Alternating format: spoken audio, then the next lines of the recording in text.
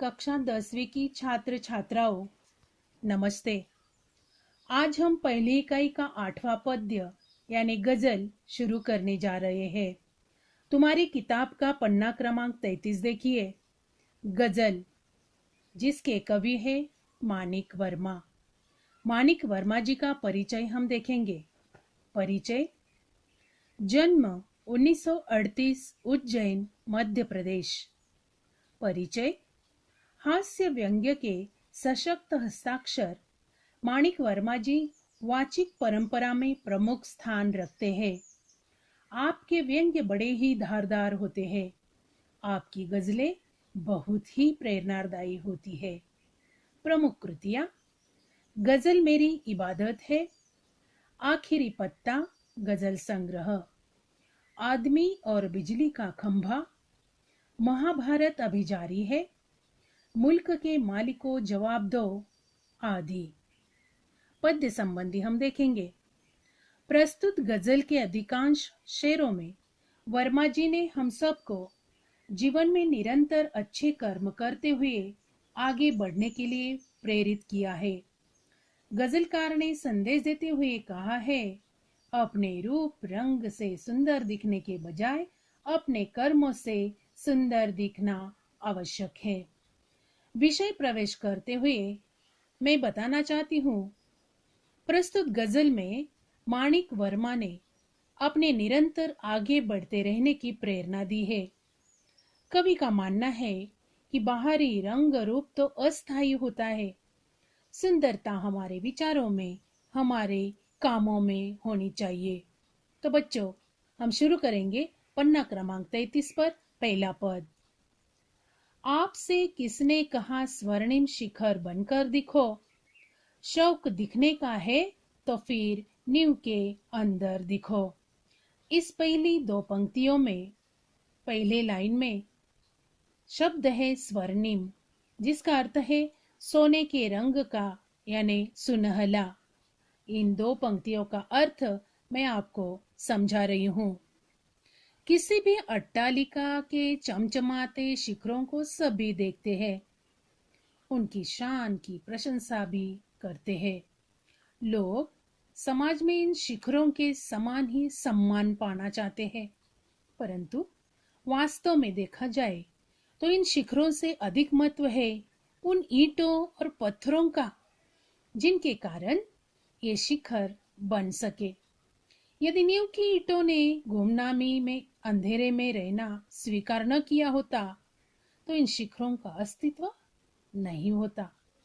यदि हम समाज के लिए कुछ करना चाहते हैं तो प्रशंसा और वाहवाही का लोभ त्याग कर नींव की ईंटों के समान कुछ अच्छा और सुदृढ़ काम करे। ऐसा इन दो पंक्तियों का अर्थ है। दूसरी दो पंक्तियां हम देखेंगे। चल पड़ी तो गर्द बनकर आसमानों पर लिखो, और अगर बैठो कहीं तो मील का पत्थर दिखो। शब्द है गर्द, जिसका अर्थ धूल। बच्चों, इसका अर्थ है दो पंक्तियों का।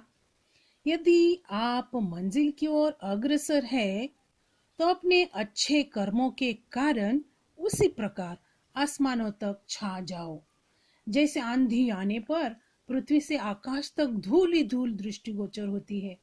अर्थात आपके द्वारा किए गए अच्छे कामों का प्रभाव और चर्चा हर तरफ हो। और यदि आप मंजिल की ओर बढ़ते हुए मार्ग में कहीं बैठ जाते हो तो मील के पत्थर के समान बनो। मील का पत्थर जिस प्रकार एक पथिक को अपनी मंजिल की ओर बढ़ते समय सहायता करता है, उसी प्रकार क्रियाशील न होते हुए भी आप दूसरों की मदद करो। दूसरी दो पंक्तियां मैंने आपको समझाई। नेक्स्ट पैराग्राफ देखेंगे। सिर्फ देखने के लिए दिखना कोई दिखना नहीं, आदमी हो तुम अगर तो आदमी बनकर दिखो। इन दो पंक्तियों का अर्थ है बच्चों, ईश्वर ने हमें मनुष्य जीवन दिया है। हमारा उद्देश्य केवल सजना, संवरना और सुंदर दिखना ही नहीं होना चाहिए। हमारे द्वारा किए गए काम सुंदर होने चाहिए। ईश्वर द्वारा प्रदत्त इस श्रेष्ठ मानव जीवन में हमें मानवीय गुणों को अपनाना चाहिए। हमारा कोई भी काम ऐसा न हो जो मानवता के दायरे से बाहर हो। समाज में सभी के प्रति हमारा व्यवहार ऐसा हो कि सारा संसार हमें एक अच्छे मनुष्य के रूप में जान सके। नेक्स्ट दो पंक्तियां हम देखेंगे। जिंदगी की शक्ल जिसमें टूटकर बिखरे नहीं, पत्थरों के शहर में वो आईना बनकर दिखो। देखो इसका अर्थ क्या है। ये दो पंक्तियां हमें बताती है हमें ऐसी शख्सियत बनना चाहिए कि कैसी भी प्रतिकूल परिस्थिति क्यों न हो, हम विचलित नहीं हो। बिना टूटे, बिना बिखरे हर परिस्थिति का डट कर सामना करे, अपने लक्ष्य को प्राप्त करे। ऐसा इन दो पंक्तियों का अर्थ है। दूसरी दो पंक्तियां देखेंगे। आपको महसूस होगी तब हर एक दिल की जलन, जब किसी धागे सा जलकर मोम के भीतर दिखो। ये दो पंक्तियों का सरल अर्थ है बच्चों। हमें प्रत्येक मानव से सहानुभूति रखनी चाहिए। यह तभी संभव हो सकेगा जब हम उनके हर दुख तकलीफ को समझे। उदाहरण है जैसे मोमबत्ती का धागा सदा उसके साथ रहता है, उसके साथ जलता है। उसी प्रकार जब हम दीन दुखियों की पीड़ा को समझेंगे तो उसे दूर करने का यथासंभव प्रयास करेंगे। इस प्रकार हम अपना मानव धर्म निभा पाएंगे। तो बच्चों, 1 से लेकर 5 तक पदों का सरल अर्थ मैंने आपको समझाया। अर्थ भी मैंने दिया है, इसी का लेखन आपको करना है।